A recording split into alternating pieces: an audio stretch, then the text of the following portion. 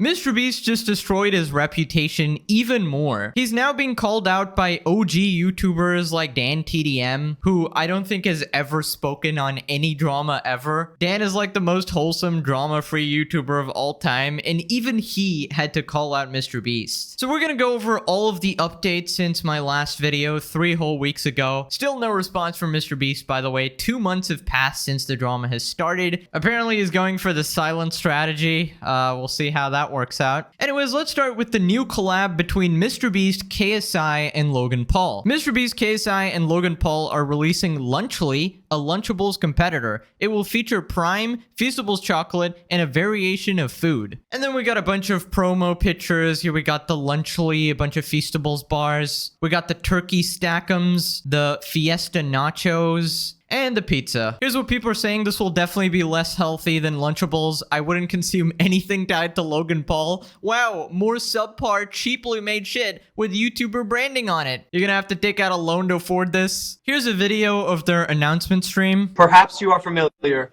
with this product. Oh my gosh. Wow. Yeah. So if you look closely, this product has a candy, an entree, and a drink. Wait. Wait. A drink, A drink. some chocolate, Yep. Some chocolate. and an entree. And an entree. Wait. Rizzler, what's your thoughts on it? Show us what you think of this. Oh! Wait, can you do the face too? Oh my gosh. So Okay. perhaps you piece this together. Ladies and gentlemen, we'd like to introduce you to Lunchly. Oh my gosh. Okay, sorry about the 140p quality. Apparently 3 borderline billionaires can't seem to afford a proper camera and connection for the stream. Basically, nobody is happy about this. Here's some more replies. Yay, pieces of shit using their fame to sell unhealthy and horrible products to children. Great. Reply to the allegations instead of making more businesses. Another scam product to mislead little kids into. These lawsuits are going to crush them. Okay, so can we just talk about how MrBeast was just accused of marketing his Feastables chocolate as healthy and then changing the formula to adding more sugar than his competitor chocolate, making it even more unhealthy. And then his response to the situation is to release Lunchly, probably the worst named thing on the planet, not gonna lie. And likely, you know, in my opinion, probably going to be ultra processed garbage that allegedly may possibly potentially cause bajillion issues for people who are addicted to junk food, especially kids who are suffering from the absolutely insane industry of fast food everywhere. Now, this Lunchly announcement was so bad that even Dan TDM called them out. And if you know anything about Dan, he's an OG YouTuber who does not speak on drama ever. He says, "What happened to YouTubers, man? I can't not say anything anymore. This is selling stuff for the sake of making money. Simple. But how does this benefit their fans? This is selling crap to kids who don't know better than to trust the people who are selling it to them. Do better." And he got like 100k likes here. We got a bunch of other YouTubers saying, "My man, they probably taste absolutely awful too. Why not teach kids healthy eating habits?" They're comparing their product to Lunchables, which in itself is highly processed crap. None of them are passionate about help towards fans, only their wallets. So disappointing. They always promote it like it's healthy too, lol. That's exactly what MrBeast did for the Feastables thing, and then he turned it around. I'm gonna be tasting plastic in this, bro. Cook them frauds. Now, Dan is the absolute GOAT. He raised an entire generation along with Jacksepticeye, Markiplier, and PewDiePie. He was one of the gaming YouTubers that was always on the top, and he was always really entertaining and super wholesome as well. So you know that when he actually feels the need to step in and call something out, it's gotta be bad. And I have to agree, man. MrBeast said he wants to help people. In the past, he's literally said, okay, I want to create healthy products instead of, you know, unhealthy junk like what everybody else is doing. And what has he done? He started a burger chain, a chocolate bar, and now this Lunchly, which is just processed trash. Like, does that sound like someone who cares about you? That someone who cares about the kids or whatever? Like, this dude has $1 billion and is still pulling stunts like this. And can we just talk about who he's collaborating with? Logan Paul and KSI. Both of these people have been exposed by CoffeeZilla for allegedly, according to CoffeeZilla, scamming their audiences with crypto. These are people with horrible, horrible track records who are just trying to take your money and have done many, many horrible things. I think everybody remembers Logan Paul's forest incident. I don't know how he possibly got a career after that, but he's still going scamming, you know, starting these BS companies that are just absolutely unhealthy trash. Like, if you're out there feeding Prime to your kids, I question your parenting, all right? Just gonna say. Honestly, in the past 2 months, MrBeast has also been exposed for absolutely scummy practices, according to Dogpack 404, you know, hiring registered offenders, criminals, allegedly illegal lotteries, you know, whenever people have SA scandals, moving them around the company instead of just firing them, you know, all the stuff we covered. So I can't say I'm surprised. This is actually very fitting. 3 of the most untrustworthy people on the planet collaborating. Who would have thought? Who would have thought? Anyways, let me know what you guys think about Lunchly in the comment section below. Like, are you ever gonna try it? Or are you gonna give it to your kids or something? By the way, on the Lunchly site, hidden in their privacy policy, it says the site is not for people under the age of 16. Bro, Jimmy's fan base, Logan Paul's fan base, and KSI's fan base is not over the age of 16, let's be honest, all right? So who exactly are these Lunchables for? If it's not for kids under the age of 16, that's the same thing you said for Prime. Oh yeah, no, but this is not a kid's beverage. Like, who are the ones freaking consuming it though? Like, you know what you're doing. Anyways, moving on to even more MrBeast allegations. Another former employee has come out exposing MrBeast in an interview. His name is Trey, and he's actually an editor for Jacksepticeye. And apparently, he worked for MrBeast for 3 whole years and had many, like, important responsibilities there. He tweeted out, "Yep, I worked with MrBeast for a considerable amount of time from 2018 to 2021. This video sheds light on Jimmy firing me for refusing to work for more than 45 hours a week for him. Incredibly illegal of him and his team to do. This after he called me incredibly angry about a sponsored video that was never going to do well in the first place, demanding me to lose sleep and achieve absolute perfection out of a video while also putting in zero work himself to do so." This is a video by another commentary creator called The Asher Show. You can check out the whole thing on his channel. I'm just going to go over a few parts over here. So basically, Trey talks about how overworked he was. He talks about James Warren, the secret CEO, allegedly handing out Adderall to make the employees work more, and a bunch of more insane things. How long did you work for Jimmy for? Almost 3 years. I started off with me editing for Beast Reacts in 2018. Did a lot of work to really prove myself on that, and then became editor and post-production manager. Moved out to North Carolina, worked on more main channel videos. They wanted me to work on main channel videos, but they also wanted me to head this other subsidiary company they had called Horizontal Productions. During that time, I was post-production manager. I was also production manager. I was also an editor, and I was also a retention specialist. Like, wow. And yeah, so I had 4 full-time jobs. Like, I worked Thanksgiving, Christmas, my 30th birthday, 4th of July, every single holiday you can think of. I worked those holidays. James Warren, I think he's always been the CEO of MrBeast. To your knowledge, did you know about him offering substances to people to stay and work longer? Yep. Adderall. There was a time in summer of 2020, it might have been fall, where Adderall was being passed around the company. There were higher up employees that were offering it to other employees just so they could work all night and edit videos all night. So that way they could like stop complaining and stop sleeping. And it was investigated internally within the company, but how far does that go? Like, James Warren had to be pulled out of the company story for like a week, and then the next week he was right back in. I believe that's one of James Warren's friends named Devin Leach, and that's him admitting right there that like he is part of the crew that's passing around Adderall in the company. And by the way, in that message, John Smith is Jimmy, and it's funny that my proof of that being Jimmy is this message that I found where he sent an article of his wiki feed confirming that that's him. Yes. All right, just more and more insane things coming out about their work culture. I mean, it's one thing to, you know, inspire your employees to work hard, you know, never take no for an answer, stuff like that. But handing out drugs, that is just absolutely crazy. That's like milking every last drop of your employee's sanity. In my opinion, that's definitely overkill, and nobody really needs to work that much. In fact, you're probably just like compromising their work if you're pushing them that far. Anyways, Trey goes on to talk about LaKoya Hill Hill and sort of corroborates that story, basically saying that he was fired for essaying his assistant, and basically he was still getting like shuffled around the company. He also talks about how there was another Jake Weddle situation with the FBI video where they crashed a car in a video, hired a psychopath, and had to redo the video. When the sexual assault allegations or accusations started in 2021, it was announced in the company that LaCoya was taking a family leave. LaCoya was then, quote unquote, let go in 2021, but then secretly shuffled within the company to a lower position where I guess he wasn't as visible in documents, eventually promoted to another position of power. Up until, very recently, whenever they had to restructure the company with the leaked email from within MrBeast's team. I actually went to therapy after MrBeast because it was like that impactful for me. And when I was telling them that, I started crying. Hunted by an FBI agent video in 2021. And what people don't know is that that was the second time that was recorded.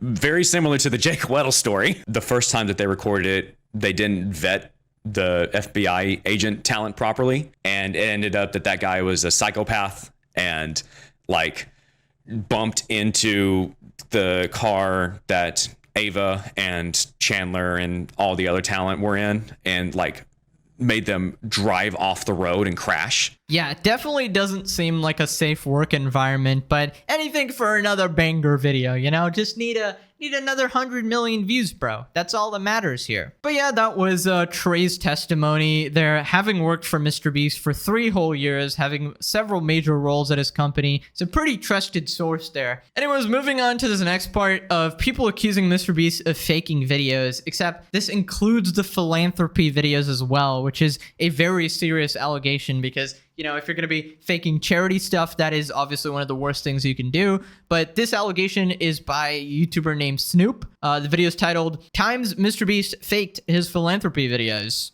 From I built 100 wells in Africa to 1,000 blind people see for the first time, here are a few of MrBeast's charitable videos where he was criticized for faking it, misleading the audience, and being more focused on gaining views and profits than genuine philanthropy. This is all just alleged information that's all available publicly at this stage, and I am just reporting it. Now, let's start with I built 100 wells in Africa. This is the first of 100 wells we're gonna build in this video. Oh, water! If you watch the video and zoom in right here, this is well 28 and well 29. There is no picture for well number 29, and again, well 28 and well 67 are the same, but the angle is just different. It is somewhat suspicious, however, let's give him the benefit of the doubt. Let's see what's next. The second problem is you see him claiming he will build wells in Kenya, we built 20 more wells in Kenya, then proceeding to show a picture that clearly shows Zimbabwe. Again, not something you should be seeing after spending thousands of dollars to build a well. Dude, I'll push you off of this. All right, here we go, under control. We built 20 more wells in Kenya. This is the picture mentioned in the post, where MrBeast mentioned Kenya but showed a picture from Zimbabwe. And finally, before he says well 69, he actually skips a picture of 68. There was no picture for well 68. And after giving away the bikes, we continue building wells until we reach Well number 69! And yes, that's right, there are no pictures for well number 68. So why are these pictures skipped? Editing mistakes? Or purposely removed because those missing wells were never installed? And this is a huge red flag, especially when you're spending millions of dollars and using donation money from other people. It becomes a more logical choice to lie about the number of wells to make it seem like he did more than he actually did. Using fake numbers rather than fillers creates the illusion that there is a lot more new stuff to be seen than there actually is, thus increasing engagement. Building 100 wells in the time span of at most 2 weeks is questionable in itself. Furthermore, the work doesn't just stop at just installing a well. You need to maintain, repair, and make sure it's working after 3 or 5 years. Okay, so the evidence here is obviously not definitive because it's just from the video itself and whatever Jimmy's put out there. They're just trying to draw conclusions based on that. There's no definitive way to say that he didn't actually build all those wells. Maybe it was cut for poor editing or retention or something. Depends on how you want to interpret those sort of editing choices there. You know, I'm hoping for nothing sinister there, obviously, as always. But the stuff about maintaining it is pretty important because, you know, just doing these stunts like building 100 wells and stuff and moving on is not enough because these sort of things need to be maintained long term. So the question needs to be asked, are MrBeast employees still going back there to check if they need any help, if, you know, if something malfunctions or, you know, doing like yearly maintenance or something like that, right? Now, this next part is definitely more damaging to MrBeast's reputation. Dogpack mentioned this as well. He talks about Team C's being a complete PR stunt, considering they didn't remove that much plastic at all. Then the numbers pretty much speak for themselves here. They basically did nothing. Team C's aims to remove 30 million pounds of plastic from the oceans. In sensible units, that's about 13,600 tons, which sounds like a lot, but not when compared to the 150 million tons of plastic in the ocean. 13,600 tons is, at most, about 0.01% of all the plastic in the ocean. In fact, if we assume that 8 million tons is added to the oceans every year, again, an underestimate, then over the 3-year lifespan of Team C's removing 13,600 tons, 24 million tons of plastic waste will be added to the oceans. Or to think of it another way, Team C's will remove from the oceans in 3 years that which is added in under 15 hours. Team C's has also teamed up with one of the most controversial organizations in the world, known as the Ocean Cleanup. Coca-Cola is also a sponsor of the Ocean Cleanup, and they're one of the top 5 companies who contribute to 50% of the world's plastic pollution. So, in simple words, these projects are not focused on the root cause, which is plastic pollution, and instead they're just publicity stunts. Yeah, I mean, if Coca-Cola is sponsoring your shit, I cannot trust you, bro. Like, these are literally the guys that were doing all of the plastic pollution, and you expect me to believe that they want to save the environment suddenly? Please, it's all about profits for them. And yeah, these are pretty fair points that they just did not make an impact, and they marketed it like, oh, I'm saving the ocean, just donate some money, and I'm literally gonna save the ocean here, guys. But actually, they ended up doing absolutely nothing. Now, obviously, their defense for this is that, oh, we're just inspiring other people to pick up trash and stuff like that, but that is literally doing nothing as well, because majority of the pollution in the world is done by these absolutely mega companies like Coca-Cola, and individual people trying to do anything does absolutely nothing. In fact, they're just gaslighting the shit out of people, thinking that they can make a difference when they actually cannot, ever. Moving on to another video, Snoop talks about MrBeast faking his regular videos. Now, this is becoming just blatantly obvious now, even in his latest men versus women survival video. Apparently, the women won because they had literally trained survivalists on the women's team from like Naked and Afraid, right? People have been doing this for years. Meanwhile, the guys were just random dudes who had no idea what they were doing. So obviously unfair challenges. And this is all because of PR, because that's all MrBeast cares about. Oh, the men cannot win. We can't allow the guys to win in any challenge like this because it would be bad PR. It's so cringe. Just do it organically, you know, make it fair, and just publish the result, right? It's like saying your videos are not fake, not scripted, not fixed, not rigged, and then you're pulling shit like this. It's so obvious, dude. Anyways, here's a couple more videos that were allegedly faked. From his latest upload, 7 days stranded in a cave, to I survived 7 days in an abandoned city, these are just a couple of instances where MrBeast has been accused of faking his videos. These are only allegations. Now, let's start with 7 days stranded in a cave. I don't normally do intros like this, but I'm currently descending hundreds of feet into a cave that runs over 5 kilometers deep into the earth. And whether we like it or not, as soon as my friends and I touch the ground, we are officially stranded here for the next 7 days. That might have been the scariest thing I've ever done. Turns out this cave is a tourist attraction in New Zealand known as Waitomo glowworm caves. As per Wikipedia, this cave is known for its glowworm species found exclusively in New Zealand. In fact, you can find several comments saying the same thing. Is that Waitomo Caves? It's Waitomo Cave in NZ. Most of the cave is extremely well lit. Stranded in a Cave is a tourist attraction in New Zealand. The official tour of the cave takes 45 minutes. This cave has a cafe and a gift shop. We didn't know it yet, but the next 7 days will by far be the hardest of our entire lives. ruthless enough that we began to question if we could even get to the finish line. Now watch this video. Before, this was a thrilling adventure that travels through the passages of the Waitomo Caves. It involves swimming, jumping over cascading waterfalls, riding a tube, and marveling at the stunning limestone formations. The guides we had for this activity were very fun and entertaining. Yeah, this is just absolutely embarrassing for MrBeast. Oh my god, guys, I'm stranded in a cave. Like, the editing is doing 99% of the work there, making it seem like they're in the middle of a storm, like a cave storm or something. It's literally a tourist attraction that takes 45 minutes to cross. By the way, I would have no problem if he said, oh, it's for kids, it's for entertainment, but instead, MrBeast goes on like every podcast and he's like, I never fake videos, everything is real. And then he gets like legitimately triggered when people are like, oh, you fake your videos. Like, you're just lying to everybody. How can anybody trust you when it's so obvious you're faking everything and you're bullshitting everyone? He also talks about the YouTuber challenge video. A lot of people were theorizing this was fixed because KSI and Logan Paul had special inside info. I've gathered 50 of the biggest YouTubers on the planet. And whichever one lasts the longest in this cube wins that $1 million for their subscribers.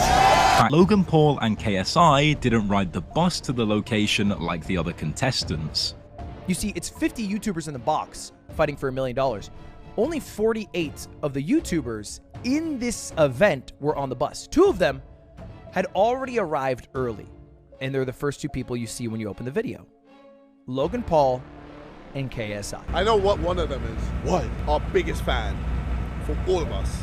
And they're gonna come out, and then Jimmy's gonna be like, if you can make this 3... How could you possibly know a detail that crucial before the game even started? In the giant Jenga game, everyone picked their closest friends, but Logan Paul and KSI chose the shortest people. It seems too strategic, as if they knew what the game would be. Logan Paul somehow picked the professional chef YouTuber who cooks for a living as his partner, Nick DeGiovanni. Coincidence? I think not.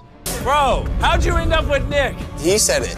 That's crazy. I'm cooked. And the way Logan got eliminated... Big score. Wait. One time for the one time, please. It's been so long. Wait, you just left. I couldn't resist throwing a plate. That was a complete mistake. Dude, this is such scripted trash. This is just bad content at this point. I can't believe I actually thought his videos were real at one point. At this point, he just has to give us a list of the videos that are actually real, because that would be easier than pointing out the fake ones. I survived 7 days in an abandoned city. We just got dropped off in the middle of an abandoned city, and we're gonna spend the next 7 days here. And there goes our only way out. We are now stranded for the next 7 days. The city, Dubrovnik, where the video was shot, is just a drive from the airport, and the access to the ruined complex in Kupari has been restricted due to the ongoing filming by MrBeast's crew, meaning MrBeast closed off the area to the public, particularly for the shooting of the video, and declared it abandoned. Yeah, my guess is if you looked hard enough, you could probably find inconsistencies in all of these videos that prove that, you know, a large majority of them are fake as well. So you guys get the point. You know, cringe move, obviously. Anyways, just to be fair, I wanted to talk about an update regarding Dogpack as well. He basically put out this tweet where he said that the allegations he made against James Warren, the Secret Beast CEO, for DV particularly were likely not true, which undermines a lot of his credibility. Obviously sucks to hear, but I gotta be fair. I gotta call out BS when I see it. So that was definitely a huge L for Dogpack. But it seems that a lot of the other allegations were credible, considering we did get resolutions from the Jake Weddle thing. The LaCoya Hill allegation has been sort of corroborated by the Trey guy as well. Anyways, we'll see what happens when MrBeast responds to everything else, if he ever does. I don't think he will. I think he's just moving on at this point, considering he's realizing, oh, I can just continue posting videos and nobody really cares because the internet has a memory of a goldfish. So, I don't know. Let me know what you guys think, as usual, and I'll see you guys next time. Have a wonderful day. Bye-bye.